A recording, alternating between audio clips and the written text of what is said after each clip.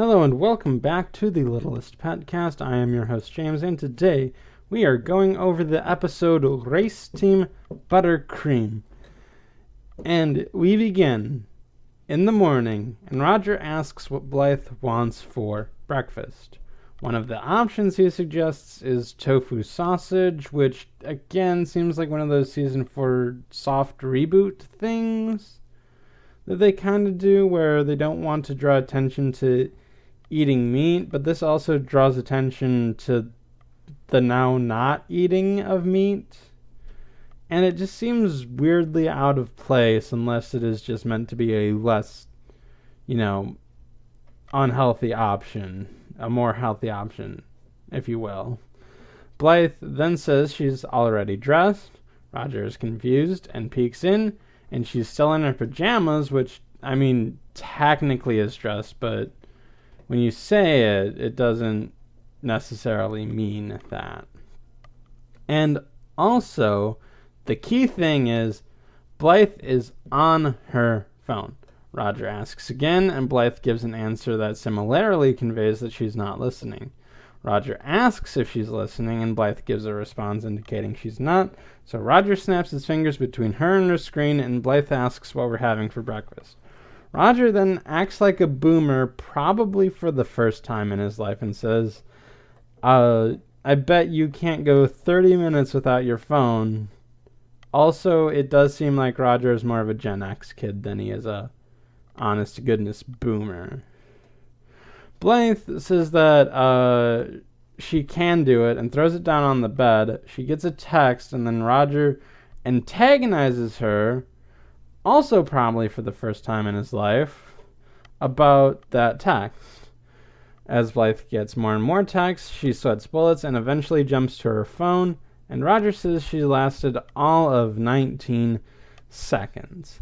So, it's breakfast now, after the theme song, and Blythe admits she might be a little too attached to her phone, but she then makes the case that it is everything she needs. Her texts, her calendar, her paste book, and her Insta-spam.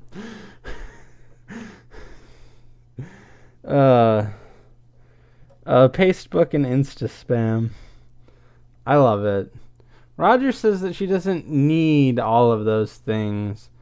I would argue the calendar is necessary, but the rest of those, give or take, it depends on your needs. It's the calendar is more necessary than everything else, but then the texts, which might be needed to coordinate, it's this whole thing where life and technology have become so interwoven at this point, and I'm gonna get into this a little later. I'm just gonna finish this scene up first. So Blythe says she needs it to remind herself when Snipmates is on, and she doesn't want to miss that. And also she puts her phone in her eggs to prove that they help her eat. So, tangent again, I guess the tofu sausage is more for being healthy than any moralistic reason, because just going vegetarian seems like a weird half step if you talk to animals and stuff and can understand them. And even if you could, you'd understand that some animals just eat other animals or whatever. So there's no real moralistic high ground that you can have, or you would. It's this whole thing that I don't know if I want to get into it exactly, but it just seems like a weird half step to be morally vegetarian if the reason you're doing so is because you can talk to animals. That's what I mean. So Roger asks if it would be hard to go without her phone for a little while. Blythe says that last night she didn't use it for a whole 8 hours. Roger retorts, "You mean when you were asleep?" So then Roger clarifies that I'm not just talking about when you sleep. I was thinking more 1 week. Blythe jumps on the table in disbelief, but then comes down and says she can do it. Roger says that if it seems too hard, he can hang on to it. Blythe then tackles him for it, then comes down again, saying that by holding on to it, she can prove how much she doesn't need it.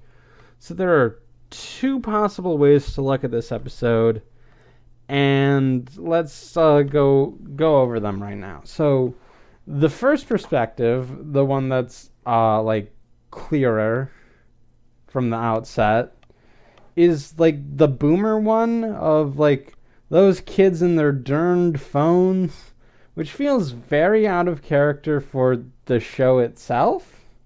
A lot of the show seems to embrace like youthful ideas and modern ideas and stuff like that, and it has this understanding that like children have reasons to do the things they do, and whether or not it agrees, it at least understands it. Mostly. There are some things that feel wonky, but I mean, it is hard for, adults to write children, like, exactly. Like, there is a little bit of that, like, adult knowledge bleeding in at some point. Even to some of the, thicker characters. But that's just like one of the things that comes with writing. You're not going to like be accurate 100% of the time. So it also just seems weird coming from Roger, who seems very on board with a lot of stuff. And like the stuff he's not on board with is fairly understandable. Like a lot of what he's not on board with seems dangerous or unwise or unhealthy. I'll get into that a little bit. So the argument could be made that like this gives Blythe another weakness because she's super capable in most situations and does a lot of stuff that a teenager probably couldn't pull off, like starting up a business, having a job that goes along with this business, rubbing elbows with a fashion mogul, setting up a charity event that happened, etc. But Blythe also already has a lot of weaknesses, 2 of which Blythe's apparent phone addiction plays into. So one of Blythe's weaknesses is that she has a tendency to get over-invested in things, and that can come back to bite her at certain points, where like she can get over-invested in something and then like realize something she missed. Like, I guess, I don't know, the example that's springing to mind right now is If the Shoe Fits, where like Blythe is so like into seeing the soul patches that she doesn't realize before it's too late that the Biscuit Twins definitely wouldn't invite her to their birthday party. There's a lot of things like that throughout the series. But also, like, Blythe constantly being on her phone could be an indicator of Blythe's crippling loneliness issues. Because, like, I don't know, we've established she probably has them. And a phone handles those quite nicely. Where, like, anyone I would want to talk to is, like, the tap, tap, tap of a screen away, instead of, walking downstairs to the landline, or even, like, walking across the room to pick up a wireless phone on the, like, charger or whatever. Like, and, like, even like, in those methods, like, either talking on them might be a bit more awkward than it is with like the little cell phone that you have with you, or like, you know, making plans and stuff. And then there's also like the endless activities that you can do on the phone. I know this sounds like a phone commercial, but it really is just the nature of reality at this point. And, you know, by maybe not understanding that, they're failing to understand why a character like Blythe would become addicted to her cell phone, like, in an easier capacity than other children would. And, like, I don't know, if this is just like a cell phones equals bad message, I don't think the message is one that should have been written into the show in the first place. Which is why I'm going to look at a different perspective as well. So the idea behind this other perspective is Project Cyclops. Project Cyclops is an experiment performed by CGP Grey that has been documented on the Hello Internet podcast, where he cuts himself off from his social media, not his phone or the internet, just social media and other social media related things for what ended up being a year. He did this to reevaluate his relationship with social media because he felt like he kept getting distracted from his work. So Blythe does seem to have an unnatural attachment to her phone, and some time for reevaluation could be healthy, especially for someone like Blythe.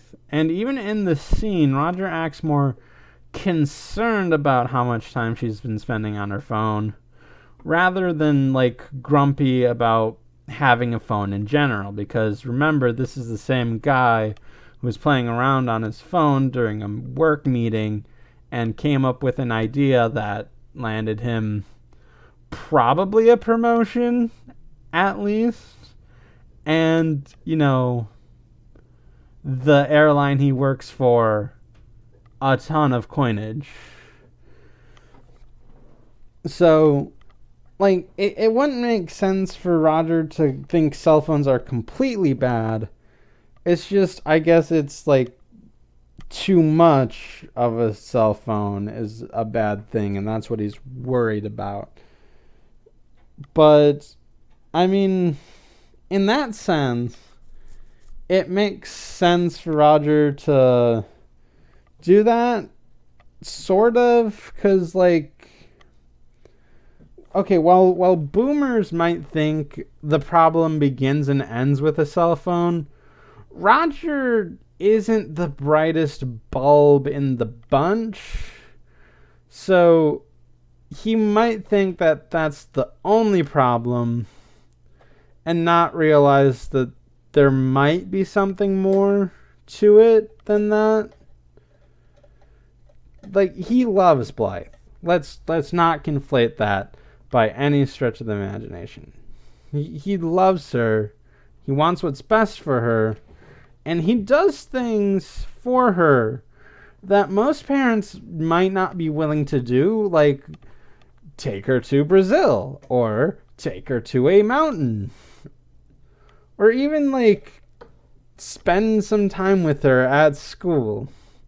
Like, even if he doesn't understand, like, Blythe, he still loves her. And if the point of the episode is that we're supposed to agree with Roger that grr phones, like, and that's what they think, and that's what the writers think all teens are like without their phones. They can take their sour grapes and give them to someone who hasn't washed their feet in a year to make wine with it to drink while they're complaining. But either way, let's move on. So Meanwhile, Russell sees Vinnie and Sunil about to leave through the tubes and asks them where they're going. They reply that they're going to the bunny races. Russell is confused. Sunil and Vinnie explain that it's held in the downtown city underground and home to some of the fastest rabbits. Russell is still confused. Sunil says that he's rooting for Speedy Nibbler, who has a good Tokyo drift, which he tries to demonstrate but crashes into a wall. And I looked it up. Tokyo drift really only comes from Fast and Furious. So I guess we can't say Facebook, but we can say Tokyo drift.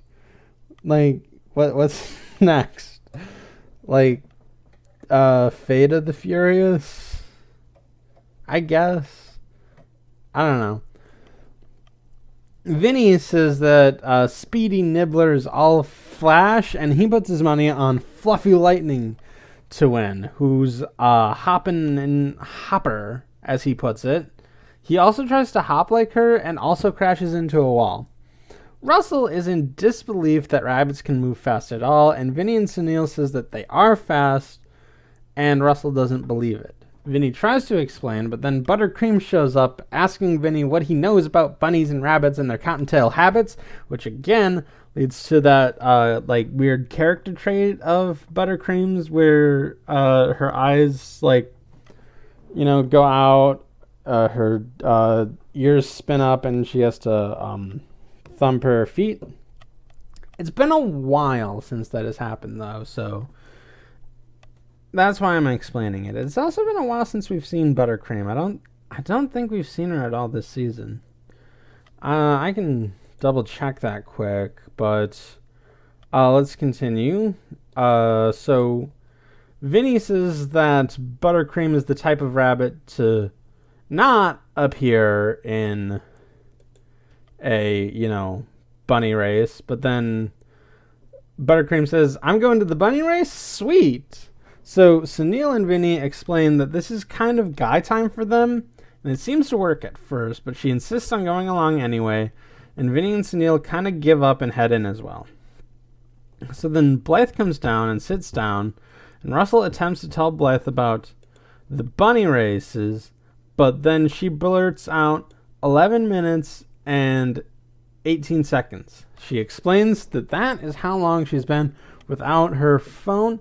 Russell is curious, but Blythe asks him not to remind her. She's trying not to think about it, but then gives this ludicrous number on how much time she has left, and then says, "But who's counting?" and laughs nervously. Now, this might be a good case for the Project Cyclops mentality to look at this episode through, if the intention of this scene is not all kids are like this. That is the basic dichotomy between trying to figure out how to look at this episode. If it's an introspection on Blythe's personal relationship with her cell phone, then Project Cyclops. If it's a commentary on all children are like this, then it's boomerism. And it's that thing. Anyway, I did look it up. She actually did appear earlier this season in Littlest Pet Shop of Horrors, but I did forget because it's such a minute part of the episode. But either way, it's been a while. So at the bunny races, everyone is getting excited as the announcer, Weasel Whiskers, announces and provides his own echoes, which is never not funny to some extent. It's the basic understanding that a big, event has an echo to it. And I love it all the same. He introduces the 4 rabbits who will be competing. The 2 we've already mentioned, Fluffy Lightning and Speedy Nibbler, as well as Quixty O'Hare and the Furry Fury. He announces the prize is a bouquet of carrots, and the races get in some pre-competition jabs. Vinny's excited about the whole trash talk, but Buttercream focuses on how cute everyone is, which kind of brings Sunil and Vinny down. As Weasel Whiskers rings the bell to start the race, the ringing of said bell causes something to happen in Buttercream, where she just kind of changes into a racer, a bunny racer. So she goes for it in the 5th lane that was previously empty, which is weird. Did somebody call in sick? If there are... It just seems weirdly convenient that there are 5 lanes, but only 4 racers that day. It's weird. Like, I honestly think it would be funnier if, like, Buttercream, like, outraced one of the rabbits within one of the tubes. So, anyway. So, Buttercream goes through the course and meets the Furry Fury, where she introduces herself as Flash McCarrot, the fastest bunny around. She pulls ahead and keeps going. So, the lanes are tubes, which are kind of like the hamster tubes, in the sense that gravity can kind of be defied. So this plays out like a Mario Kart track or a Sonic level. There are like 2 loop-de-loops in a row, an honest-to-goodness jump, and they even go through a waterfall at some point. Like the waterfall is around the tube, so they don't actually get wet. So that's how they avoid that. But there's a jump. There is a literal jump where you have to jump out one tube and go into another tube, and that's a little hardcore. So Sunil and Vinnie are in awe, and Flash keeps outracing the other racers. She catches up with Fluffy Lightning, and it's neck and neck for the rest of the race until it ends in a proclaimed tie. They both try to grab the bouquet and get hyper-competitive about who actually won the race. So, Weasel Whiskers comes in, splits them up, tells them to settle down, and he asks about Flash, who then introduces herself again to Weasel Whiskers. Vinnie and Sunil come down and congratulate Buttercream, and Weasel Whiskers asks if they're her manager. He tells them to get her a costume and come back in an hour for a tie-breaker race. Fluffy and Flash get into it again. Meanwhile, Blythe is in her room, complaining about not using her phone, and she doesn't know what to do with herself. She thinks to call young me, but that would mean using her phone. She could play a game, but they're all on her phone. She wonders what time it is, but she usually does that with her phone. She agrees with her dad that maybe she's a little too reliant on the phone, and having it close by is a bit troublesome, although all of those problems could be circumnavigated with a computer, which is also in her room. This oversight kind of makes me think the Grr phone's perspective of boomers might be the right one to view this from. Because, like phones are basically computers that reside in your pocket at this point. You can do a lot with phones, and I would argue having a phone is a necessity, not a luxury item. Like, multiple phones belonging to the same person, like, without good reason, might be a luxury item, but it's hard to say that. So, like, but essentially, like, all of that could be done with a computer, which she has and uses regularly. We've seen her using it. It's not something that she can't use. It's just weird. And that's why, like, if it is Grr phones, it just doesn't mix with the show. Because, like, the show, like, embraces technology for the most part. So then she goes downstairs to give the phone to Russell and tells him not to give it back under any circumstances. Russell agrees and tries to take the phone, but Blythe has a hard time letting go. She laments giving up her phone, but she has to do what she must and says, "This is going to hurt me more than it hurts you." And when she lets go, Russell is still tugging on it, which causes him to fly about. And when he stops, he says, "The only person is hurt so far is me," which is a delightful little line. So Flash comes back to the pet shop and starts running around, and Russell asks what happened, and Vinnie and Sunil explain the thing that happened at the race. They also state they don't know why it happened. So Russell wants to figure out how to get her back, but Vinnie and Sunil want her to stay like this for the race coming up in less than an hour. They also tell them that they need a costume and get the girl pets to help. So they give her a cupcake-like helmet, and Flash asks if she looks tough. Vinnie says that they should have gotten Blythe, but Sunil says that they didn't have time, so they assure her that she looks good and head back to the races. Russell says that it's a shame that they can't record it to see how it went. Vinnie then points out that they can, with Blythe's phone.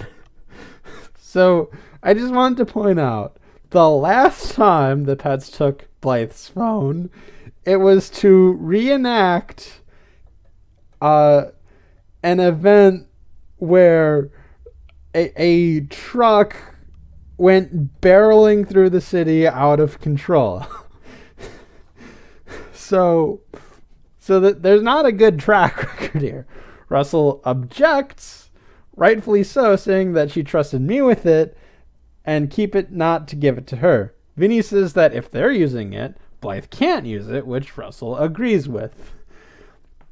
So he hands it off anyway and asks them to be careful, and Vinnie says, "Relax."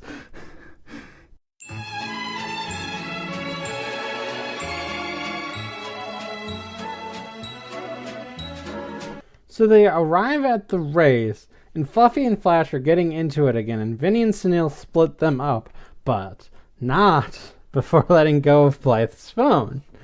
So they lead them to the starting line, and the race is set to begin. Some trash talk happens, but when the bell dings again, Flash is back to Buttercream and now slowly moving about the track, wondering things like, why do they call them tubes when there's clearly 3s, 4s, and 5s? Which is a delightful little thing she's wondering about. And she also goes backwards through the track at one point. And Vinnie and Sunil are in complete disarray, while Fluffy completes the track. So they ask Buttercream what happened when she hops over to them. And Buttercream says she doesn't know, and that the last thing she remembers is the ding of the bell. Sunil realizes that bell causes her to change. So I guess now is as good a time as any to talk about the bell change thing. So as you know, a while ago I received a message from an Aunt Christie RP account on Twitter saying that she was the freaking Queen of Darkness. So this is one of the reasons why I steered into it rather than ignore it, because it explains it. It explains this. This episode does not explain why this happens. It's just a thing that happens. But if Aunt Christie were the Queen of freaking Darkness who can manipulate space and time and grab Buttercream out of a pocket dimension that she kind of needs adjusting from, it would also make sense that Buttercream would have another personality hidden inside her from a different world, and that she's like caught in the middle of, like a little pocket dimension that gets freed by the sound of a bell. That is an explanation where this episode doesn't have one. So I'm gonna take that explanation and draw my logical conclusion from it, because this is all very logical, as we all know. So anyway, Fluffy wins, and Weasel Whiskers gives her Blythe's phone. Vinnie and Sunil are distraught, and Sunil says, "I hope Blythe has unlimited minutes." So, later that day still, this is a weird timeline of events. Blythe and Roger are sitting down for a nice glass of lemonade, and Blythe thanks Roger for helping her to let go of the need for her phone so much. And then Young Me barges in asking about Blythe and that she was texting her, Blythe explains that she has given up the need for a phone. This whole scene is like this saccharine sweet imagery and has like a bunch of floaty dialogue. And it's weird. It's weird. It makes me, like, this scene in particular makes me think phones is the intention. It's like this whole, like, Norman Rockwell painting of an idyllic, interaction between father and daughter, but it's also weirdly absurd and not the kind this show revels in. It almost feels a bit cult-like. However, this whole facade gets broken when Youngmi says that Josh Sharp asked her for Blythe's phone number, which Blythe then panics and goes to get it back. She asks for it from Russell, who believes this to be a test. It's charming, and remember, this is somebody's first glimpse at this joke. So he informs her that Vinnie and Sunil have it to record Buttercream at the races. And it just so happens they return. Here's the thing I don't get about it. How does, like, Blythe go from desperate to Norman Rockwell holier than thou in the matter of an hour? I guess, Terriers and Tiaras has a point, but don't give Terriers and Tiaras a point. I hate that. Where, like, I don't know, Blythe doesn't seem the type to, like, be easily manipulated or fall into, well, okay. I mean, there's also room enough where she got, like, distracted by the teen magazine. I don't know, I guess if Blythe is eager enough to do something, she'll, like, go with it to an extent that, like, most people wouldn't. But it's just weird. I don't know what happened.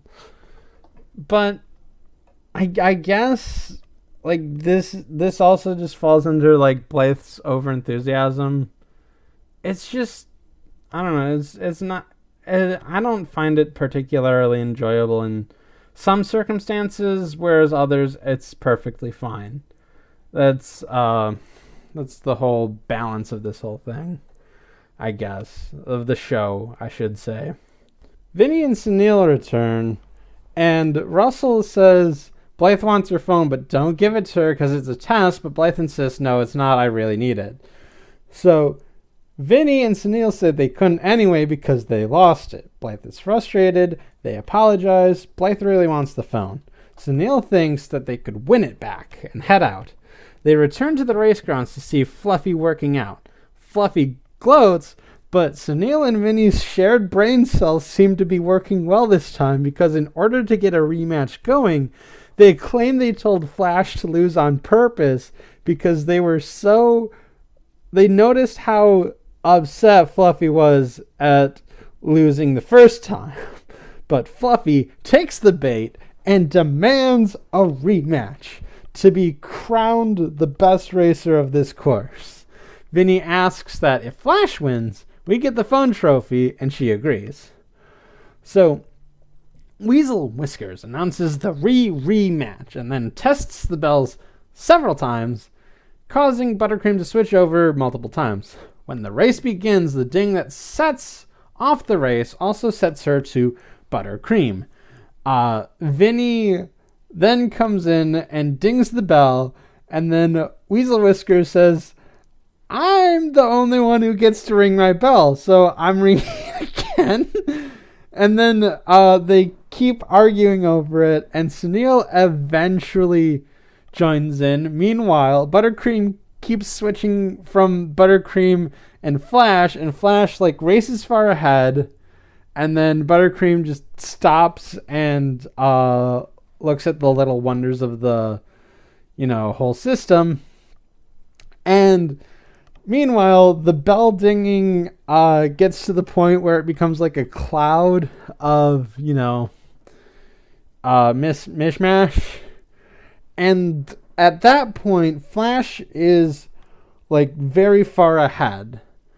But once the dust cloud settles, the bell flies out of their hands, dings one final time before breaking, and she's now Buttercream. So Fluffy, noticing this, is psyched to win, while Vinnie and Sunil encourage Buttercream to make her way to the finish line because she's like about a foot left, whereas like Fluffy is like behind by a good while. So they ask her to do it for Blythe, and Buttercream agrees because Blythe is just so swell. But Buttercream is tired, so she makes her way a little bit slowly to it while Fluffy races on. Buttercream then passes out, but her ears touch the line, giving her the win and giving them the phone.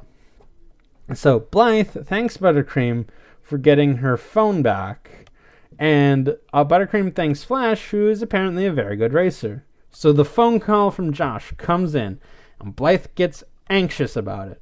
Vinnie, Sunil, and Buttercream yell at her to answer it, and she does, and when she does, she settles down and, just talks. When she's done, she agrees with her dad that maybe she got a little too attached to her phone, and is a bit disappointed with the message. Josh just wanted to know about the pet wellness center at the vet's office. She informs them that Josh has a pet rabbit named Fluffy Lightning and asks, "Isn't that cute?" And Buttercream says, if by cute you mean not very cute at all, then yes, ending the episode. So Blythe's little ending bit about being so anxious despite the phone call being practically nothing at the end of it, making her realize she might be a bit too dependent on it, is a very Project Cyclops lens to look at this through, and a good evaluation only comes once the project comes to an end. Like, you can evaluate yourself, like, during, but I don't know, to get a good picture, I think you need to see it through to the end.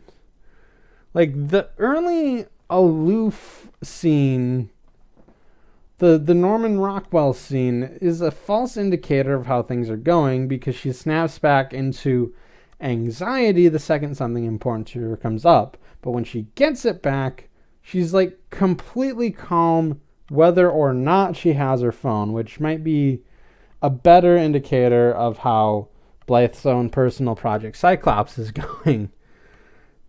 And whether or not like she wants to be as dependent on her phone or find some other outlet she can,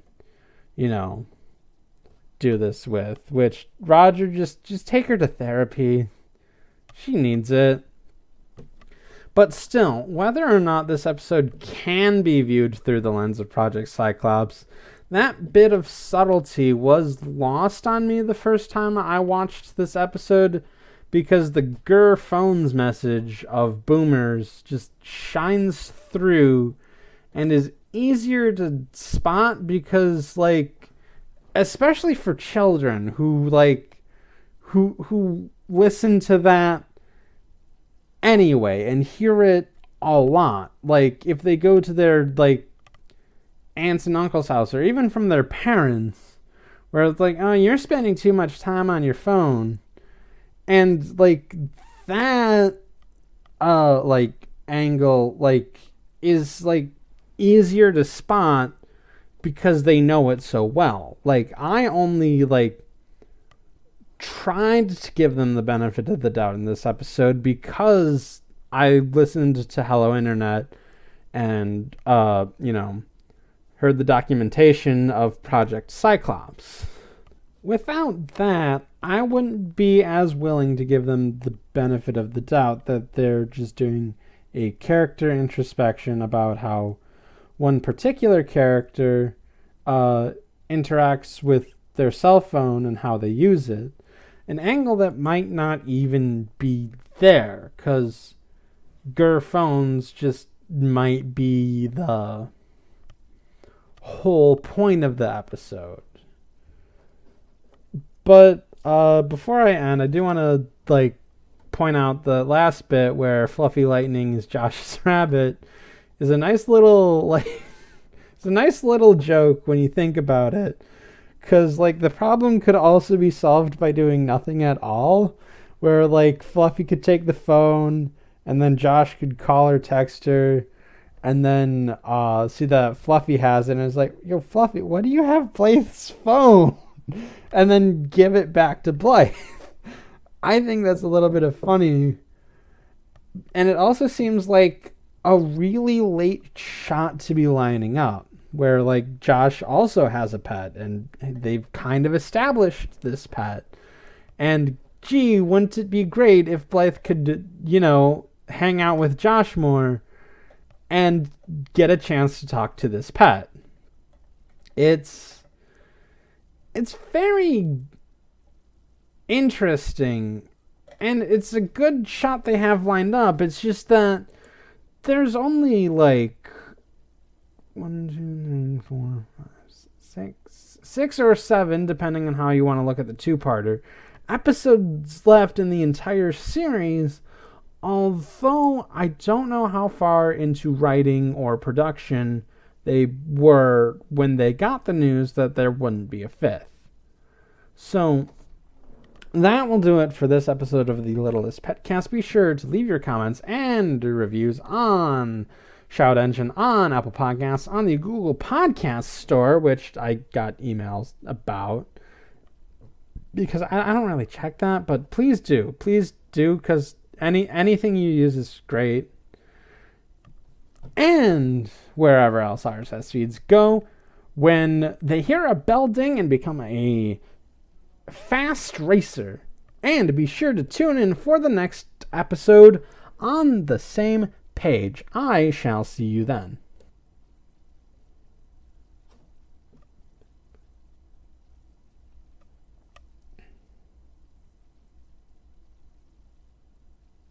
Get out and win the race. Just win the race. Just win the race. I don't care what it takes. Just find a way to win the race. Win the race. Just win the race. Just win the race.